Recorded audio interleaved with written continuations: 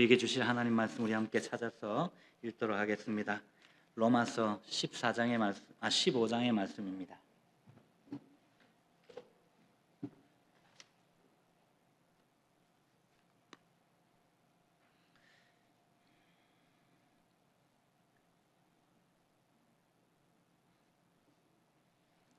로마서 15장 1절로 오늘 13절까지만 읽고 나누도록 하겠습니다.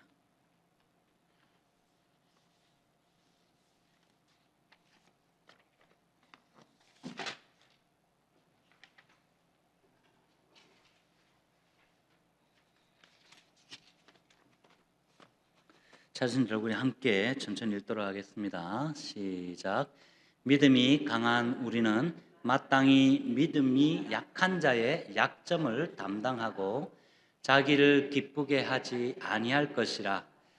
우리 각 사람이 이웃을 기쁘게 하되 선을 이루고 덕을 세우도록 할지니라.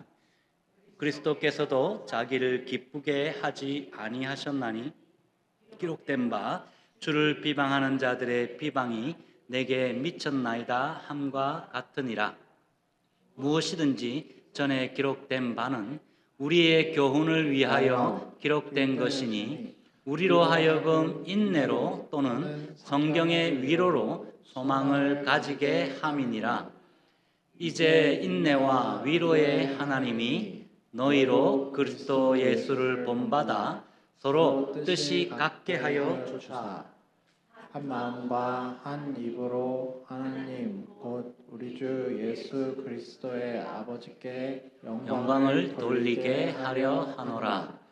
그러므로 그리스도께서 우리를 받아 하나님께 영광을 돌리심과 같이 너희도 서로 받으라. 내가 말하노니 그리스도께서 하나님의 진실하심을 위하여 할례의 추종자가 되셨으니 이는 조상들에게 주신 약속들을 견고하게 하시며 이방인들도 그 긍휼하심으로 말미암아 하나님께 영광을 돌리게 하려 하심이라. 기록된 바 그러므로 내가 열방 중에서 주께 감사하고 주의 이름을 찬송하리로다 함과 같으니라. 또 이르되 열방들아 주의 백성과 함께 즐거워하라 하였으며 또 모든 열방들아 주를 찬양하며 모든 백성들아 그를 찬송하라 하였으며 또 이사야가 이르되 이새의 뿌리 곧 열방을 다스리기 위하여 일어나시는 이가 있으리니 열방이 그에게 소망을 두리라 하였느니라. 소망의 하나님이 모든 기쁨과 평강을 믿음 안에서 너희에게 충만하게 하사 성령의 능력으로 소망이 넘치게 하시기를 원하노라. 아멘. 사랑하는 여러분, 지난 사흘간 잘들 지내셨습니까? 오늘 우리는 지난주에 이어서 이제 15장으로 넘어오는데 우리는 지난주에 14장 후반부 13절로 23절까지의 말씀을 가지고 덕을 세워서 공동체를 살리는 진짜 믿음이 무엇인지에 대해서 우리가 살펴보았습니다. 자, 그것은 내가 누릴 수 있는 어떤 당연한 지식과 또 자유의 권리를 할지라도 어떤 형제의 연약함을 실족하게 하는 어떤 스칸달론이라고 그랬죠. 히브리어로. 실족하게 하는 덫이 된다면 기쁘게 우리가 그것을 양보할 수 있어야 하고 또 먹고 마시는 어떤 형식의 껍데기는 과감하게 우리가 깨어 부숴야 한다고 말씀드렸습니다. 그리고 오직 성령 안에서 참된 평화를 우리가 이루어 가야 한다라고 말씀을 드렸어요. 자, 뿐만 아니라 우리가 제가 사진 보여드린 거 기억하시는지 모르겠습니다. 피렌체의 두오모 이 성당의 웅장한 아치돔, 그 아치돔처럼 홀로 서겠다고 뻗대는 게 아니라 그런 어떤 교만함을 부리는 것이 없이 서로 겸손하게 서로 기대면서 이렇게 받쳐주면서 이렇게 주님의 성전을 함께 완성해가는 우리가 되자, 사랑의 건축가들이 우리가 다 되자라고 말씀드렸습니다. 자, 그렇게 내 자유를 제한하고 서로를 용납하기로 다짐한 저와 여러분들에게 오늘 바울은요 좀 더 심화하는 거예요. 지금 오늘 15장의 말씀에서는 어떤 관계적인 신학을 더 웅장하고 아름답게 마무리해가는, 완성해가는 단계에 지금 온 겁니다. 자, 여러분, 우리가 세상을 살아가다 보면 내 인생의 어떤 그런 문제 하나 해결하기도 힘들잖아요. 내 인생의 무게 하나 감당하는 것도 정말 힘든데, 매달 밀려오는 뭐 어떤 그런 고정적인 그 지출 명세서뿐만 아니라 비즈니스 같으면 세금 문제, 또 자녀들이 있는 사람들은 자녀들의 문제, 또 자녀들의 미래 문제, 그러면서 고국에 두고 온 부모님이라든지 타주에 두고 온 부모님들 걱정, 이런 모든 그 부모님들의 건강 소식까지 우리 이민에 척박한 이런 땅에서 어떻게 보면 내 어깨에 짊어진 이 짐도 감당하기 힘든 그런 어려운 삶을 살아가고 있는데, 솔직히 오늘 이 본문의 말씀은 좀 너무 버거운 말씀이 아닌가 하는 생각을 하게 됩니다. 내 짐이 정말 이렇게 숨이 턱턱 막힐 정도로 힘든데 어떻게 내 곁에 있는 또 다른 사람의 그 약점들까지도 내가 그들의 고통까지도 돌아보면서 짊어지라고 하는 것, 이것은 어떻게 보면 우리에게 너무나도 버거운 요구처럼 느껴질 수 있다는 겁니다. 그러나 오늘 본문에서 사도 바울은 이것이 우리에게 버거운 어떤 짐이 아니라 우리에게 놀라운 영적 도전임을 말씀하고 있습니다. 진짜 믿음이 성숙하고 강한 자라면 내 삶의 짐을 가볍게 여기는 사람이 아니라고 말씀하면서 나의 어깨에 기꺼이 내 어깨를 다른 사람에게 내어주면서 그 옆 사람의 무게까지도 기꺼이 이렇게 짊어지는 사람이라고 말합니다. 그것이 바로 너희를 살리신 예수 그리스도의 성품이라고 말씀하는 거예요. 그렇다면 여러분, 우리는 이 끝없는 이민의 삶의 무게 속에서 어떻게 내 짐을 넘어서 정말 타인의 삶을 기꺼이 내가 품어주고 지탱하는 존재가 될 수 있겠습니까?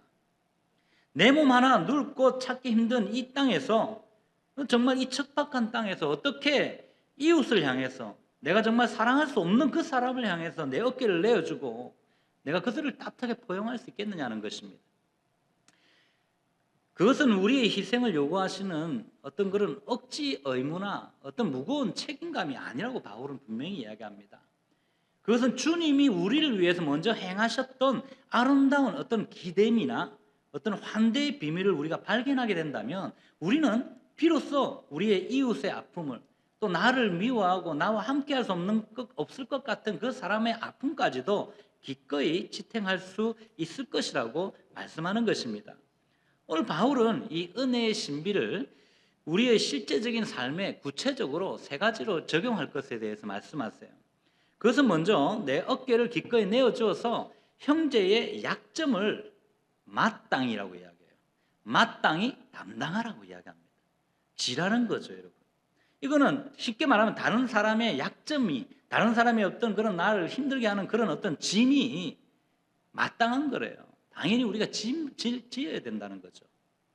사도 바울은 오늘 본문 1절에서 진짜 믿음의 강함이 어디서 증명되는지를 아주 강력하게 선포하고 있습니다. 우리 다 함께 1절을 읽어보겠습니다. 시작.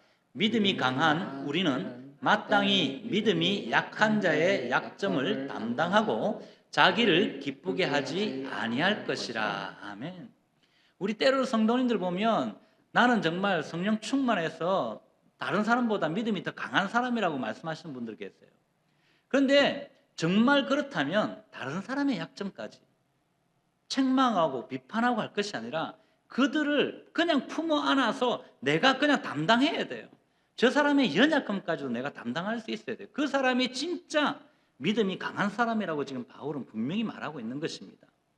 그러면서 나의 기쁨, 쉽게 말하면 내가 할 수 있는 것을 내세우면서 나는 성령이 충만하니까 당신들하고 달라라고 말하는 것이 아니라 내가 성령이 충만하니까 당신이 아무리 나한테 힘들게 해도 내가 참아낼 수 있어 라고 하는 것이 오늘 바울이 우리에게 말해주는 거예요. 저는 오늘 이 말씀을 준비하면서 너무 힘들더라고요, 사실. 왜 이래 자꾸 하나님 왜 이러십니까? 이번 주에 또 왜 이러시냐고요. 에? 마음을 힘들게 하는 그 일들이 터지면요, 하나님 여지없이 말씀을 통해서 또 이렇게 말씀하세요. 여러분들에게 제가 드리는 말씀이 아니라 저한테 하는 말이에요. 저한테 하는 말이에요. 네가 믿음이 강하냐? 야, 이 목사 정신 똑바로 차리라는 거예요, 저한테. 그러면서 다른 사람의 약점이잖아. 그냥 모른 척하고 넘어갈 수 없어라는 거예요, 그냥. 좀 답답하더라고요. 나도 좀 억울하고 나도 좀 뭔가 할 말도 좀 많고 이런데 하나님 내 말은 안 들어요. 그냥 말씀을 통해서 그래 말씀하시는 거예요. 그냥 지랄하는 거예요. 지랄.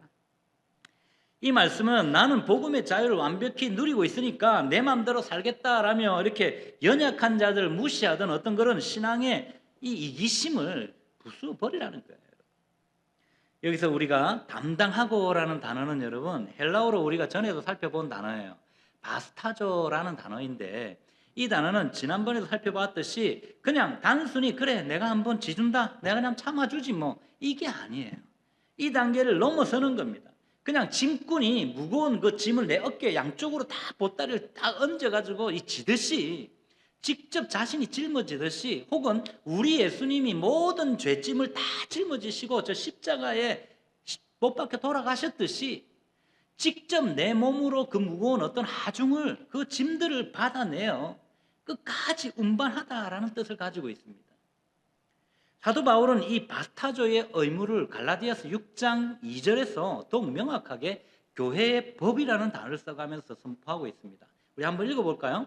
시작. 너희가 짐을 서로 지라 그리하여 그리스도의 법을 성취하라. 무슨 말입니까 여러분? 너희가 짐을 서로 지어주지 않으면 그리스도의 법을 역으로 지지 않는 거라는 거예요 여러분. 그리스도의 법을 어기는 거라고 말씀하는 겁니다. 여기서도 짐을 진다라고 할 때 여러분 동일한 단어를 쓰고 있어요. 바스타죠. 다시 말하면 형제의 연약함과 어떤 그런 미성숙함을 우리가 손가락질하고 비판하고 판단하는 것이 아니라 저 사람 왜 저러냐라고 비판하는 것이 아니라 그냥 내 어깨를 들이미는 거예요. 야 여기 기대 하면서 그 사람의 어떤 인생 장부와 연약한 어떤 그런 허물들의 무게를 그냥 내가 대신 다 묵묵히 짊어지라는 것입니다. 생각해 보십시오 여러분. 만약 교회 안에서 우리가 서로의 짐을 지지 않고 내 인생이니까 나 혼자 살기도 바빠 죽겠구만 내가 알아서 결정하니까 말하지 마세요라고 한다면 교회가 어떻게 되겠습니까 여러분? 주님이 피로 사신 이 성전은요 세상과 다를 바 없는 어떻게 보면 차가운 이기주의에 고립된 어떤 그런 섬과 같은 아일랜드 같은 곳이 될 것입니다. 우리끼리만 그냥 알아서 각자 가는 거예요. 저는 이민교회를 경험하면서 느낀 것이 딱 이 단어였어요. 고립된 아일랜드. 이기적인 특히 그 안에 들어가는 게 반드시 들어가요. 차가운 이기주의에 고립된 섬. 왜 이민교회에서 느끼는 것이 이게 자꾸 느껴질까요 우리는? 많은 사람들이 이민교회 안에 있는 분들이 다들 각자의 삶을 살아가요. 예전에 우리가 신앙생활을 했던 그 신앙은 첫사랑 다 잊어버렸어. 그냥 나를 위한 거, 또 그냥 우리 가정만을 위한 거, 그냥 내 자식만을 위한 것, 그거 이상 넘어가려고 안 해요. 그럼 오늘 사도 바울은 그렇게 말하지 않는다는 거죠. 여러분 준비한 사진 한번 올려주십시오. 이 사진 한번 보십시오. 저 사진 옆에 보면 처음에 잘못 보면 저기 위에가 수영장 같고 아니면 저 배 같아가지고 옆에 도시 달린 게 뭐야 이거 노가 달린 것 같죠. 저게 노틀담 성당이에요. 근데 저 밑에 보면 플라잉 버트레스라는 말이 있죠. 저 옆에 이게 기둥처럼 이렇게 나와 있는 노같이 생긴 게 이렇게 저기 위에만 있는 게 아니라 밑에까지 딱 이렇게 받쳐지게 돼 있어요. 이렇게 해가지고 이렇게 받쳐져 있어요. 당시의 기술로는 여러분 저게 어마어마하게 크거든요. 저 성당이 어마어마하게 커요.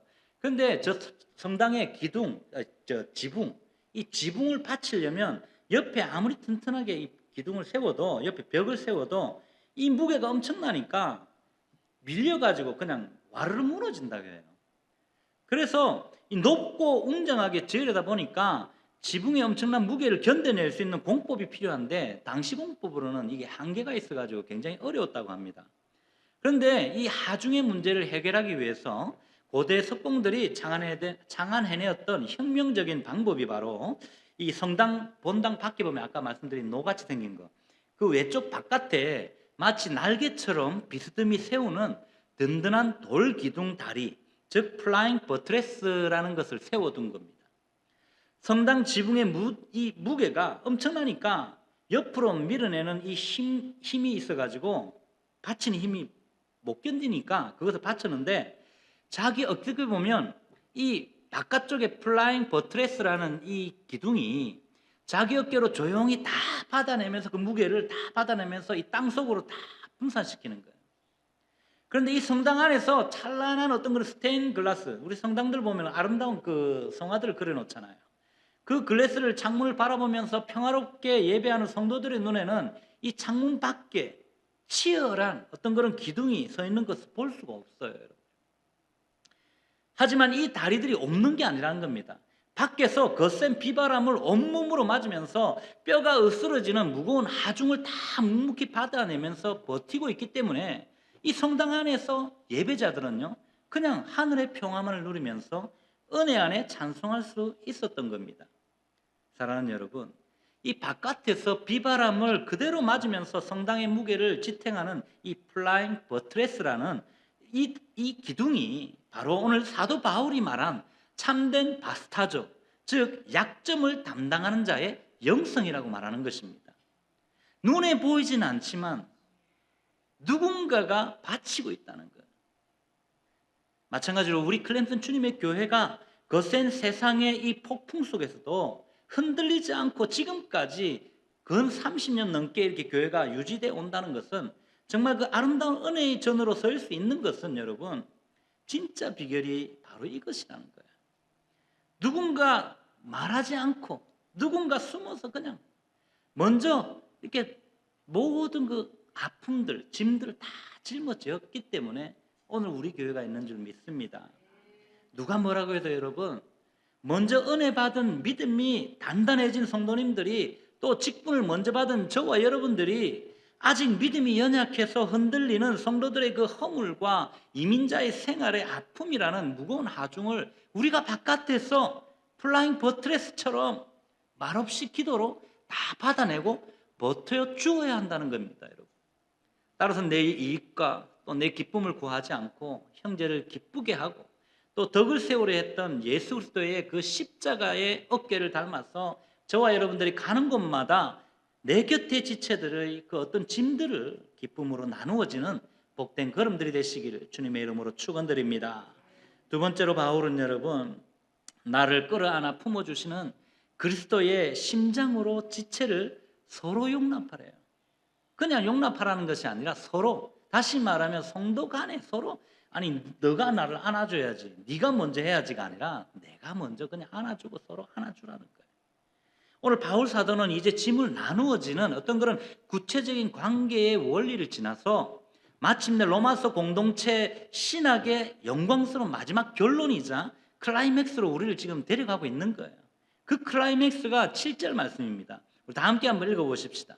시작. 그러므로 그리스도께서 우리를 받아 하나님께 영광을 돌리심과 같이 너희도 서로 받으라. 아멘. 받으라는 단어가 핵심입니다, 여러분. 이 받으라는 단어 헬라 원어를 보면 로마서 14장 1절에서 이미 우리가 살펴보았던 프로슬람바노라는 단어예요. 이 단어는 내 품 안에서 와락 끌어안는다 그랬죠, 제가. 와락 끌어안아서 영접해가지고 내 몸의 일부로 영원히 소유한다라는 뜻을 가지고 있습니다. 내 마음에 들면 받아주고 내 생각에 오르면 그냥 같이 갈 수 있는 것이 아니라는 거예요. 어떤 계상적인 영접한다라는 뜻이 아니에요. 자격 없는 나를 우리 주님께서 보혈의 품으로 그냥 와락 끌어안아 주신 것처럼 당신의 거룩한 소유로 오늘 저와 여러분들을 자녀 삼으셨듯이 너희도 조건 없이 다른 사람들을 지체를 네 품속으로 그냥 와락 끌어안아. 이런 강력한 명령인 것입니다, 여러분. 오늘 바울 사도는 이 서로 받음의 태도를 빌립보서 2장 4절로 5절에서 또 말씀을 통해 그리스도의 성품을 명확하게 우리에게 보여주는데 우리 한번 같이 읽어보십시다. 시작. 각각 자기 일을 돌아볼 뿐더러 또한 각각 다른 사람들의 일을 돌보아 나의 기쁨을 충만하게 하라. 너희 안에 이 마음을 품으라. 곧 그리스도 예수의 마음이니. 아멘. 예수님의 진짜 마음이 무엇이냐는 것입니다. 하나님과 본체이시나 그 모든 하늘의 보좌의 영광을 기꺼이 다 비우시고 종의 형체를 가져서 우리와 똑같이 낮아지신 그 마음이잖아요, 여러분. 다시 말하면 내 생각에 높은 어떤 그런 기준들을 다 내려놓고 이제는 지체의 자리까지 내려가서 손을 내밀어서 안아주는 마음이라는 말입니다. 미국 역사상 가장 위대한 대통령으로 존경받고 있었던 아브라함 링컨의 생애에 정말 뼈아프고도 위대한 사랑의 고백이 있어서 제가 소개드립니다. 링컨이 여러분 대통령으로 당선되기 전에 당시 유명한 법률가이자 정치가였던 에드윈 스탠턴이라는 사람이 있었어요. 근데 그는 사사건건 링컨을 지독하게 미워하고 무시했던 대표적인 정적이었다고 합니다. 그는 공석과 사석을 가리지 않고 그냥 대놓고 링컨의 외모를 비방하고 그러면서 이민자 같은 그의 투박함을 조롱했습니다. 링컨은 교양 없는 긴팔 원숭이와 같다라고 말하기도 하고요. 때로는 우리가 왜 저런 미련한 고릴라 같은 저 인간을 대통령으로 세워야 하느냐고 정말 악담을 다 입에 담을 수 없는 인신공격과 저주를 쏟아냈던 사람입니다. 하지만 대통령에 당선된 이 링컨은 정부의 가장 핵심적이고 막중한 자리인 국방부 장관 임명을 앞두고 굉장히 고민했다고 합니다. 그러면서 주위의 강력한 반대를 다 무릅쓰고 다름 아닌 자신을 그토록 저주했던 이 스탠턴이라는 사람을 지목했습니다. 그때 주위의 사람들이 어떻게 했겠습니까? 이 참모들이 전부 다 말렸대요. 대통령님 지금 말이 됩니까? 스탠턴은 사사건건 당신이 하는 모든 일들에 태클을 걸고 당신을 비방하고 공격했던 사람입니다. 그러면서 모욕하지 않았습니까? 당신한테 고릴라라고, 당신한테 침팬지라고 이렇게 원숭이라고 놀리기까지 했는데 그런 모욕을 다 어떻게 참으십니까? 왜 그런 자를 장관으로 세우시겠다고 말씀하십니까? 라고 말렸대요.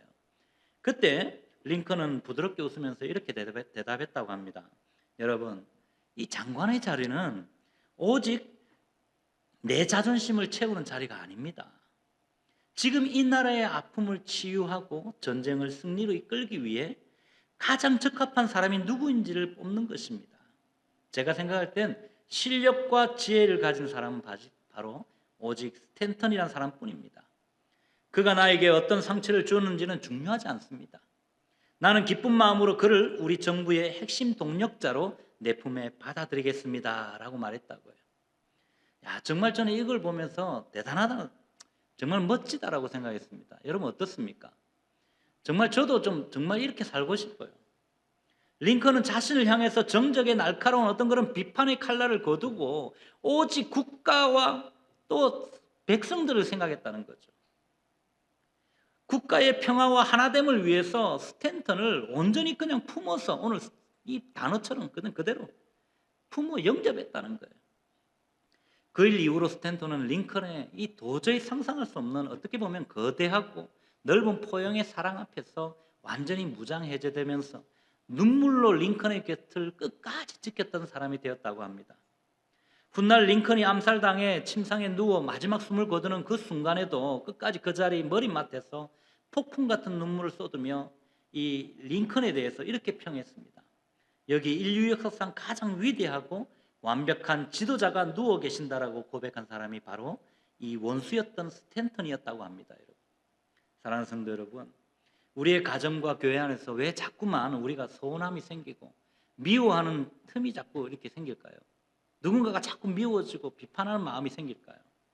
그것은 제가 생각해 보니까 우리 자존심에 대한 어떤 계산기를 켜는 것 같아요. 그래서 이것저것 계산해 보는 거야. 아, 자존심 상하네. 아, 이 계산이 내가 안 맞는 거야. 타산이 안 맞는 거야.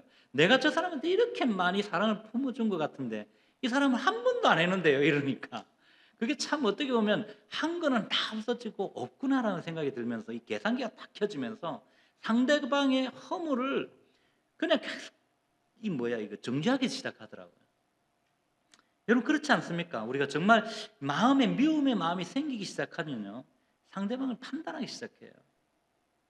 그러나 주님은 오늘 이 저녁 우리에게 내가 너를 정말 고릴라 같고 원수 같던 너의 죄악 속에서 조건 없이 그냥 내가 너를 불러서 내 아들의 피로 완악히 이렇게 품어준 것처럼 그리고 내가 너를 소유 삼아 준 것처럼 너도 네 자존심의 칼을 거두고 내 옆에 있는 형제 자매를 그리스도의 심장으로 와락 안아 받아주라고 말씀하는 것입니다. 우리가 예수님의 마음을 품고 지체를 용납할 때에 세상은 우리의 그 위대한 하나됨을 보고 비로소 하나님의 살아계심을 찬송하게 되는 줄 믿습니다. 그러므로 이제 내 좁은 마음의 빗장을 좀 열고 나에게 아픔을 준 이 돌까지 기꺼이 용납함으로 하나님의 위대한 영광의 통로가 되는 저와 여러분 다 되시기를 주님의 이름으로 축원드립니다. 아멘. 마지막으로 여러분, 바울은요, 모든 기쁨과 평강을 받아서 성령의 능력으로 바로 이 소망을 풍성히 넘치게 하라라고 권면하고 있습니다. 오늘 바울 사도는 이제 로마서의 관계 신학을 완전히 매듭지으면서 저와 여러분들을 향해서 소망의 하나님의 장엄한 축복을 지금 선포하고 있습니다. 13절 말씀을 다 함께 한번 힘차게 읽어보십시다. 13절 시작.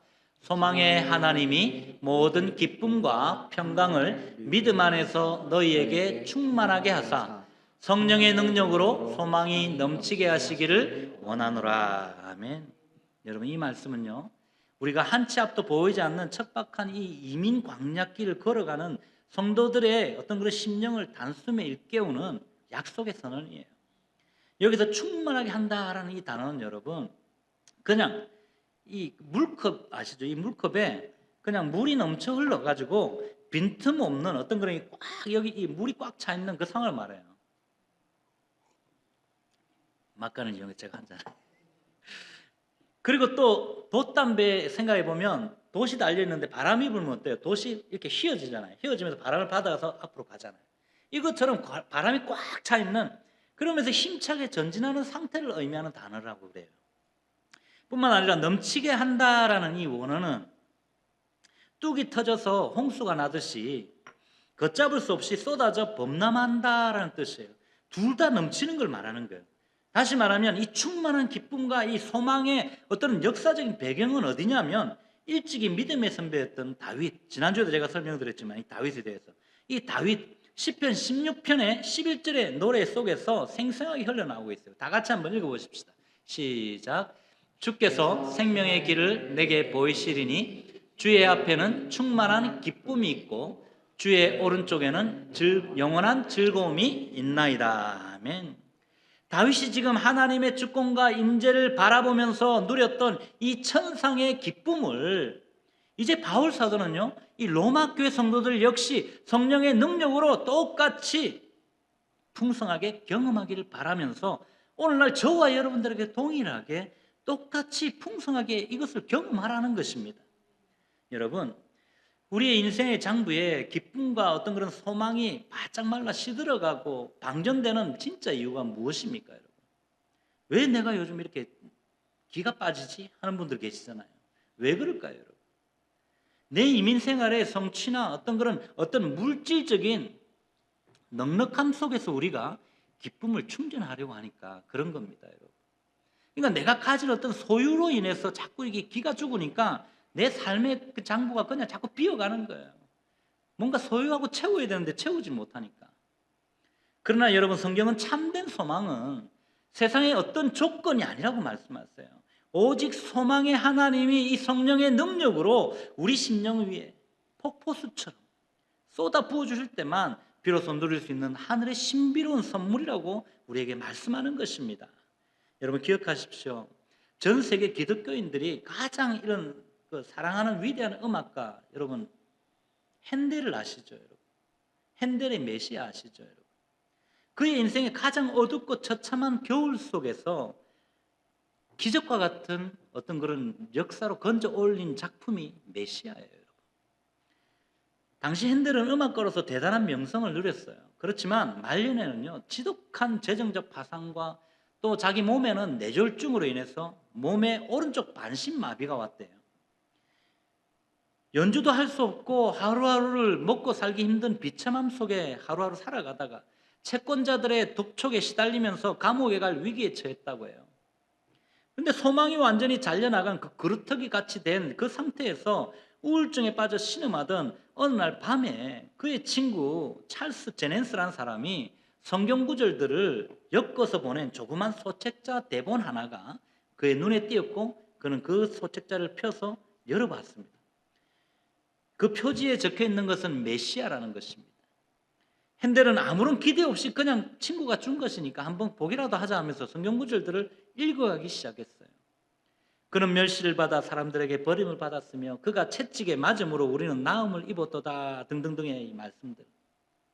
이렇게 읽어나가던 중에 이사야의 예언과 신약의 예수 그리스도의 복음의 구절들이 그의 바짝 메말았던 이 영혼의 심연을 강타하는 그 순간에 핸델의 마음에 새로운 소망이 일어나기 시작했다고 합니다. 그래서 참된 기쁨과 폭포수 같은 평강이 걷잡을 수 없이 자신의 마음속에 일어나기 시작했다고 해요. 그는 반신마비의 고통과 가난의 그런 어떤 한파를 완전히 잊어버린 채 미친 듯이 오선지 위에다가 음표를 막 그려대기 시작했다는 겁니다. 그런데 무려 24일 동안 여러분 잠도 자지 않고요. 24일 동안 제대로 먹지도 않은 상태에서 전혀 배고픔을 느끼지 못하고 영적으로 펄펄 끓어오르는 이 성령의 감동 속의 작곡에 몰입했다고 합니다. 마지막 할렐루야 코러스를 완성해 가던 그 순간 그는 핸델은 방 안을 가득 채운 하나님의 영광스러운 어떤 임재를 대면을 보면서 눈물을 흘리면서 소리쳐 기도했다고 합니다. 핸델이 절망 중에 하나님의 말씀을 통해서 여러분 세상의 모든 절망의 환경을 가볍게 뛰어넘을 수 있었던 겁니다.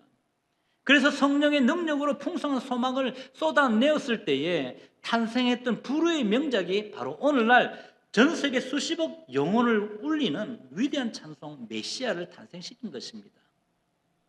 그의 얄팍한 어떤 환경의 계산기를 다 부수고 오직 하나님의 깊은 영광만을 구했을 때에 하나님은 그 마비된 청지기의 손가락을 들어서라도 가장 아름다운 영광의 찬송을 완성해 주신 줄 믿습니다. 그러므로 사랑하는 성도 여러분, 우리의 삶에 찾아온 이 고독한 어떤 그런 이민 생활의 현실 때문에 이제는 낙심하지 말자는 것입니다. 소망의 하나님께서 오늘 이 밤 우리의 메마른 심령 위에 성령의 능력으로 충만한 기쁨과 평강을 넘치도록 부어주실 줄 믿습니다. 내 일상 속에 숨겨두신 이 거룩한 소망을 품으시고 날마다 주님의 이름을 온 땅 위에 기쁘게 선포하는 거룩한 예배자들이 다 되시기를 주님의 이름으로 축원드립니다. 이제 말씀을 정리하겠습니다. 사랑하는 성도 여러분, 오늘 우리가 함께 상고한 로마서 15장 이 말씀은 여러분 우리에게 예배당 안에서의 어떤 안락한 위로에만 머물지 말라고 말씀하세요. 삶의 현장인 공동체 속에서 구체적으로 이웃을 품어 안으라고 강하게 도전합니다. 즉 내 안에 어떤 그런 내 편안함을 뒤로하고 형제의 짐을 대신 져주는 것, 그리고 내 자존심의 문제를 다 이제는 제쳐두고 이웃을 환대하는 것, 그리고 또 환경의 장벽을 넘어서 소망을 가득 채워가는 것, 이 모든 삶은 여러분 오늘 우리가 마주한 로마서 15장이 보여주는 하늘의 영광스러운 이 가치임을 기억하시고 우리가 세상 속에서 참된 예배자로 일어서기 위해 정말 오늘 주신 이 말씀을 마음에 새겨가시길 바랍니다. 그런데 여러분 우리의 힘과 실력으로 얄팍한 어떤 그런 자존심 때문에 나에게 상처 주는 그 사람, 내 마음을 아프게 하는 그 지체를 우리는 온전히 품을 수 없어요. 우리는 본래 이기적이고 옹졸한 이 돌감람나무 가지들이잖아요. 그렇기에 우리는 오늘 이 저녁에 정말 이 십자가를 부여잡고 이 십자가를 의지해야 되는 겁니다. 겸손히 십자가 앞에 나아가야 한다는 것입니다. 가분한 십자가 환대의 빛을 우리가 기억할 때에 우리는 비로소 내 아집의 계산기를 내려놓고 지체에게 기꺼이 기댈 어깨를 내어주는 그 사랑의 버팀목, 즉 오늘 말씀드린 플라잉 버트레스가 될 수 있는 줄 믿습니다. 이렇게 저와 여러분들이 비스듬히 좀 누워가지고 옆에 지체들의 아픔과 또 슬픔의 하중들을 함께 지탱해 줄 때에 우리 공동체는 세상의 어떤 모진 비바람에도 흔들리지 않는 가장 안전하고 정말 웅장한 하나님의 성전으로 완성되어 갈 줄 믿습니다.